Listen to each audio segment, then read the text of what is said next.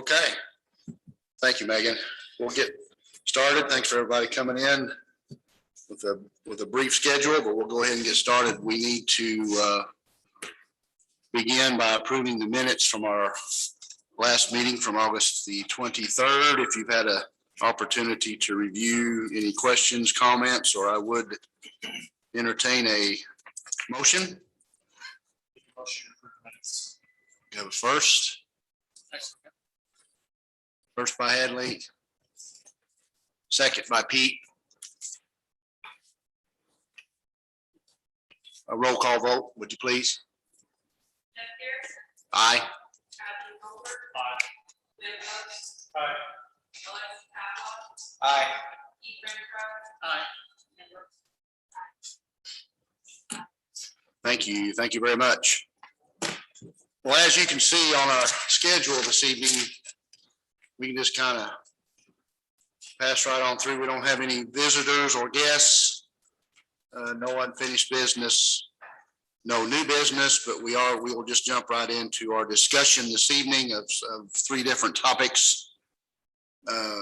Please, at any point, questions, comments, concerns, we want to address as many of those we can this evening. A lot of material to cover, but we'll start with the Planning and Zoning Commission Resource Guide Training. Cameron, what would you like to comment there? Yes, I'll let Megan Bischoff, our city planner, run through that with you. We just kind of consolidated and compiled an outline of information so you guys can keep these as a working document and update as you get additional information and can put that in there. If you have any comments, suggestions, we can update those and as well. So then I'll turn over to Megan to kind of walk you through that. Thank you. the first part's a little bit of miscellaneous information. Contacts or suggestions, as well as our board of aldermen and staff. Impacted by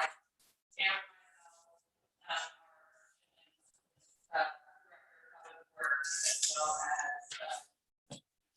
our city administrator, city clerk, and outline city attorney. So, and the second thing, we have any act calendar.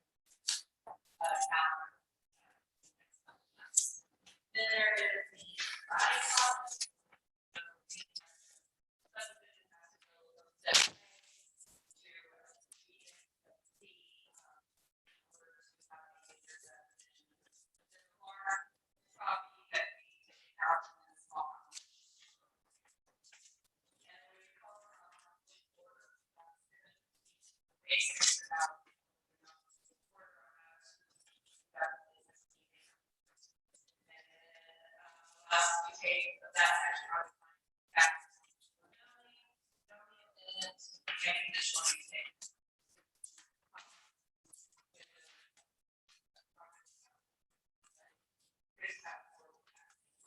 And the next is the largest part of basically the portion of the ordinance that will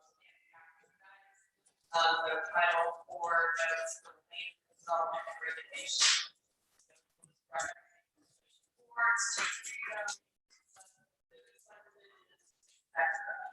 And at the very end, it's our guys ordinances as they are.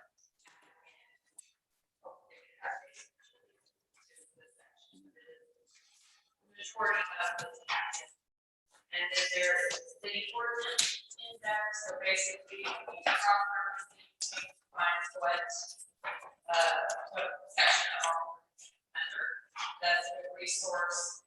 And we keep sending out links to online version of ordinances and just so you guys have it and look at it. And then the last section is our that's the entire comprehensive plan, goals, objectives of the city. That's and a lot of those. So that's training in the next couple months. Our plan to do it with the city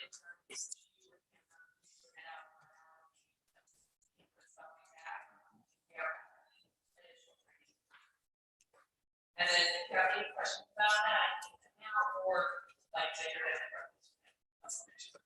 Is there gonna be tests?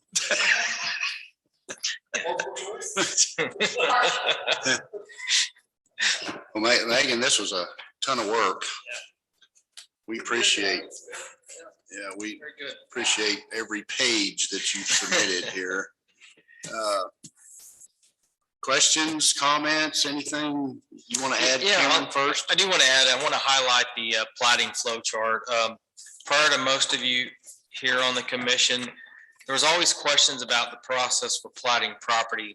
And in that process, these questions would come up. We also amended the ordinance. So if you're looking at that chart, a lot of this is really for us to hand out, post online, hand out to applicants. But step A is that administrative process. That's where they'll meet with staff to kind of talk about their project, work on process of making an application, addressing staff comments. Step B is what we call the public approval process. This is when we start getting into the public meetings and the commission and the Board of Aldermen. This new process takes both the preliminary plat to the commission and the Board of Aldermen. Prior to this, only preliminary plats went to the commission and the final plats went to both. So in the modification now, step B is a process that takes the preliminary plat all through both commissions and boards for approval. And then once they get to step C, that becomes back to an administrative role. So preliminary plat is approved. They go to step C. That's when they'll start working on public improvement plans for the infrastructure, roads, utilities. They'll submit those to staff to review. And then once approved, they'll go to construction. Once the construction is complete and approved, then they go make application for final plat, and that is approved by administrative process instead of taking them back to the commission and board. This is a process that a lot of municipalities follow. The concerns that were coming up where the developer would invest all of his money and efforts into getting the construction built, but never had the approval from the board. And so this kind of circumvented that in a way that give them the confidence that yes, they are approved, as long as when they got to step C, that is it, if it substantially conforms to the approval preliminary plat, then staff can sign off along with the chairman and the mayor. So this was just, again, to try to outline that process for them to kind of see the steps. As it is a lengthy process, but a lot of times they thought they could just hurry and get through, but it takes some time. Mhm. So just want to highlight that just to walk you guys through those steps. Other than that, I don't have anything to add. Would be happy to update as we need, and or if you guys see something you want change, we can take the books back and update the books as well. Anybody have any comments, questions? Here, hit your thingy. It's bad. I gotta make myself remember. How often is it tonight, Mr. Chairman? Or do you prefer Mr. President? No, sorry, Mr. Cameron. Smith. Mr. Smith. For planning and zoning, whenever they get to the Board of Aldermen, how often do they get denied, or is it pretty thorough, your guys' process? I would say, if we try to say a percentage, I'd say 80% to 90% of the time, the board will take the recommendation from planning and zoning. It does depend on, each is a case by case, depends on the public turnout, kind of some of the comments they received, maybe additional information or a different presentation from the public, but in most cases, they do follow the recommendation from the commission. Thank you.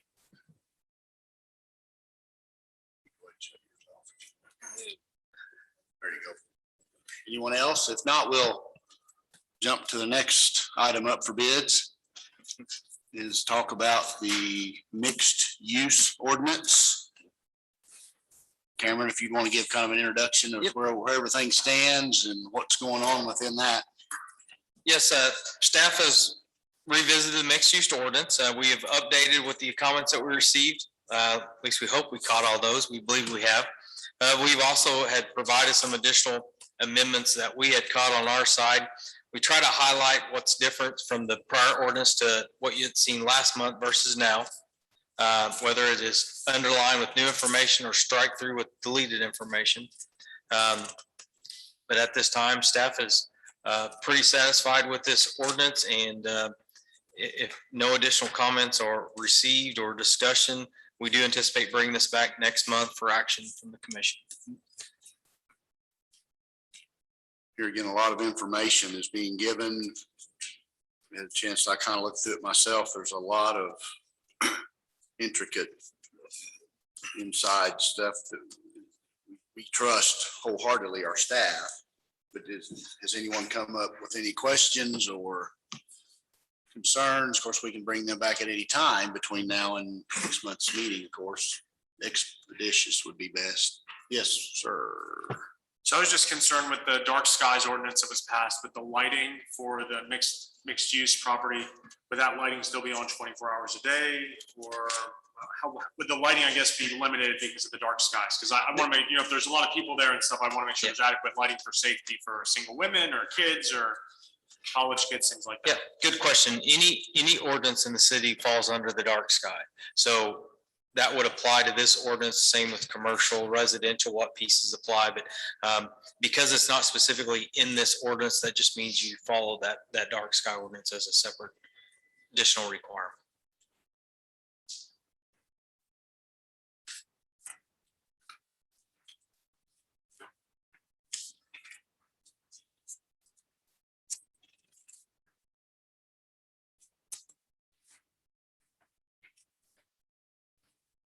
I did have a question on the mixed use. I mean, we're already kind of doing some of this on the square a little bit.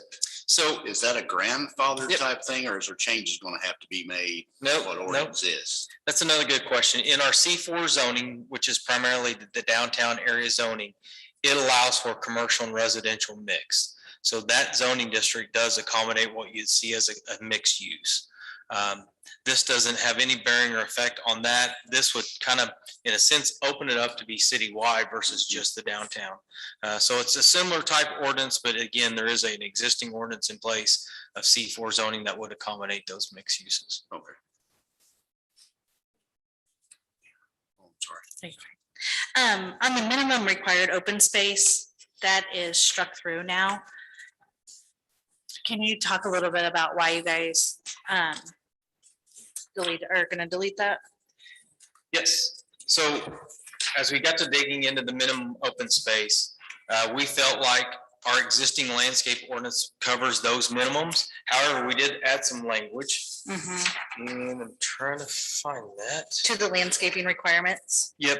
It's so- on H. Yep, H. So we struck through that standalone piece, added it within H, and then we'll also defer to our other landscape ordinance as well.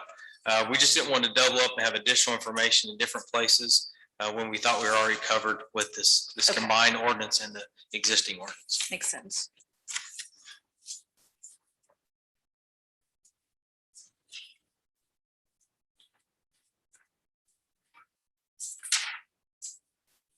Had one more question. If I recall, if I can find it on here. Would it apply, with this mixed use apply to, I think it was listed under the allowable, say it. The existing requirements or limitations to the marijuana Yep. dispensaries. And the main question I had, I read, here, I can't find it. I meant to mark it. I may have put it so. I read to where the limitation was 100 feet. Item 11 on that first page. 100 feet from door to door, basically. Wasn't that, I thought that was 1,000 when we passed that. No, this is what we passed. It's been a while, but I believe 1,000 may have been the default from the state.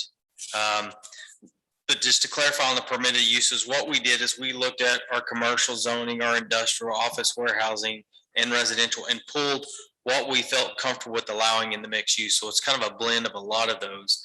And the medical marijuana dispensary is treated just like it is a permitted use in commercial. However, if there is something within 100 feet of that, then it does limit the availability to permit that. Well, my main concern is I mean, and if you look at our schools and churches and daycare facilities, if you actually measure from door to door, you can have one right next to a school. Yeah, it Is does that, provide a pretty close proximity. Yeah. is there something that can be done about that? Because I'm not really appreciative of that Well, very much.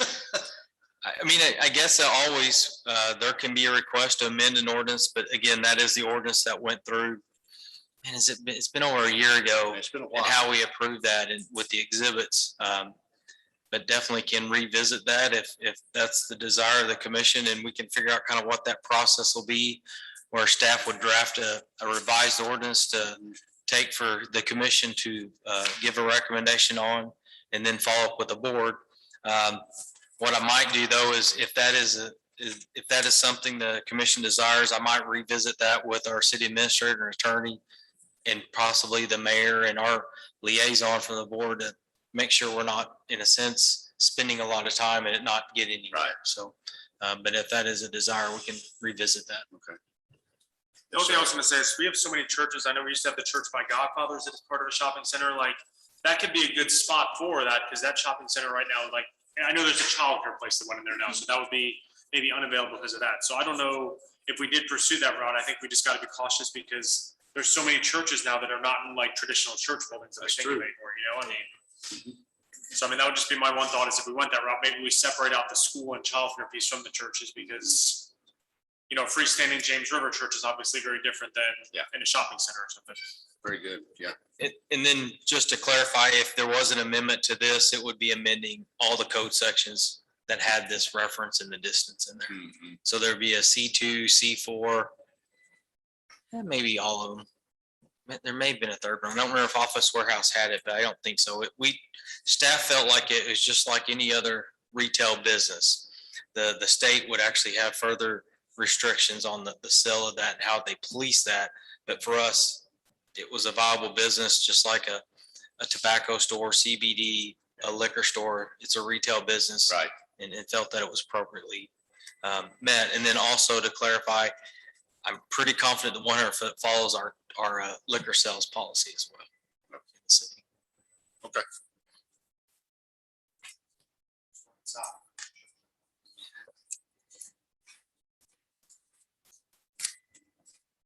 Anyone else on mixed use? Comments, questions? Okay. Moving right along, let's talk about the single family residential district or ordinances. Cameron? Yep, same with the previous ordinance. Staff has went through and addressed any comments that we had received, along with some additional updates that we had. As we discussed at the last meeting, I think the desire was to not bring them all at once. So chances are we will bring the mixed use ordinance for recommendation and maybe hold this one until maybe the November meeting. At this time, other than the kind of just some reference clarification and minor cleanups, I don't know that we will propose any additional changes other than what we've addressed already in the ordinance. Again, staff is pretty pleased with this ordinance, and actually there's two single family ordinances, RSF1 and RSF2. But then in addition to these, there's references made in other ordinances that we are cleaning up with these revisions. Again, happy to answer or address any questions or additional comments that you guys might have. Yes, sir. I just had a quick question on the foul. I'm assuming is that just the city policy for the foul? That's nothing different on there. It's on section 3A3 and basically just says that a temporary stand should require a setback from the edge of the roadway. But mainly I'm looking at foul should be limited to 10 foul per 1 acre. That's Yep. what, okay, that's Yep. wrong to know if that was any Yep. different. So again, for the most part, should be, unless we just miss one, anything underlined or stricken are the changes. Everything else is by default, when you bring an ordinance change through, we try to bring the entire ordinance so you can see that, but we're not addressing any of those additional items, at least in the proposed changes.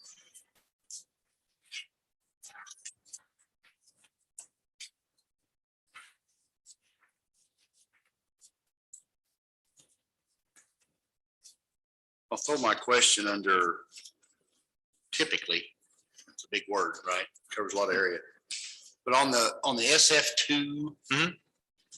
multi-faceted ordinance, I guess. Just curious, typically when you put a neighborhood together like that, outdoor maintenance, like lawn care and shrubbery and trees and stuff like, is that done collectively? Or is it typically up to the owner here and the owner here to? Yep. I'm just curious, It can vary, but primarily if it is a common area such as a pool or a playground or just green space, even detention if it's in a common area, those are maintained by the HOA. We do require that they make reference to the HOA, and then if ever, anytime the HOA dissolves, then it does become the requirement of every homeowner within that subdivision. For instance, if the city has to come in and mow the green space, then every homeowner is potentially going to be assessed the return or the refund of that cost to the city and the citizens.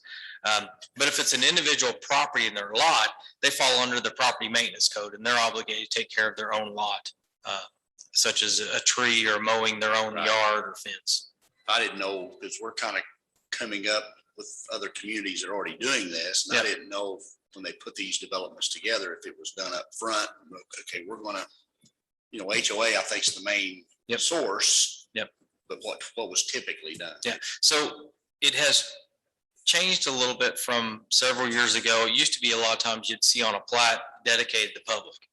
Well, come to find out what that really meant was in a lot of cases, they dedicated that to the city, but it was never understood to be that way. Or the developer still wanted to keep ownership of that or whatever. And so it was always this no man's land that didn't get taken care of. So we've made it clear on the recent plats with some note revisions and ordinance revisions that they are noting that to be dedicated to the HOA and the homeowners within that subdivision and not the city of Ozark. Okay. Yeah, because it's been a fiasco in some neighborhoods around Ozark Yep. over the years. Yep. There are a handful that every year we will know that we'll be dealing with the same issue again. Yep. Anyone? All the information to digest.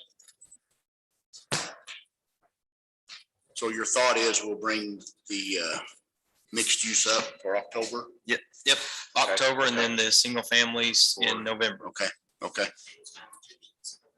There isn't a lot, but keep in mind that the biggest change will be the retirement of the R1 A, B, C, D. Oh, no, Nope, most of our revisions were cleaning up and some references. We did have a citizen reach out to us regarding agriculture. And to be honest, we didn't think about a secondary dwelling in agriculture, so we made reference to that as well. In the city, we just have a handful of agriculture zone properties. It's not a zoning that we typically recommend or see. And so there's a couple out there that have always been agriculture. In a lot of cases, schools on agriculturally zoned property or churches. And so the biggest majority of those are occupied by those uses and not a single family.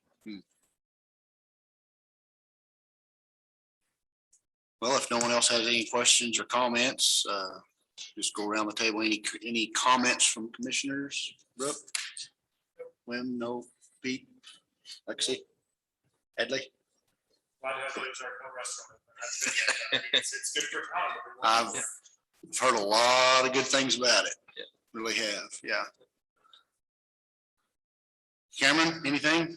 No, nothing to add. We do anticipate having a busy agenda the next couple of months. We do have some applications coming up that just missed the cutoff dates for the this month and the next month, but we do have a few items on the agenda that we do plan to have Good. some applicants for. Good.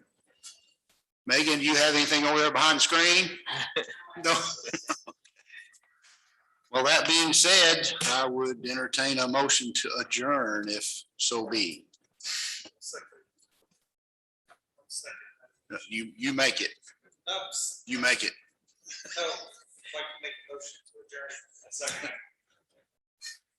Hadley, second, Megan.